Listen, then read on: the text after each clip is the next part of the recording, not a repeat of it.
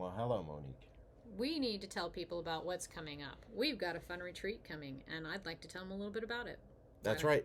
why don't you tell us?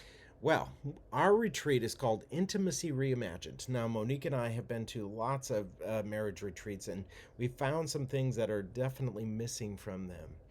This is a retreat that's going to be filled with um, connection, personality, unity, uh, boundaries, all kinds of things. And retreating. That's the whole Oh, point. oh There'll be yeah, plenty of time for you as a couple to just get away and enjoy being together in this beautiful place that we have, which we'll tell you about more tomorrow. But we wanted to make sure that you understood that this retreat is only for 5 couples. We're limiting the size because we want to allow for that intimacy for you and your spouse, but we also want to help create that intimacy by keeping it a nice small group. So this is your last chance.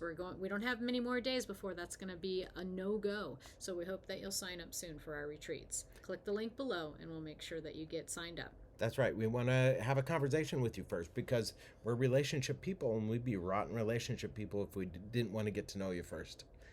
Go ahead and hit that button. We'd love to talk with you.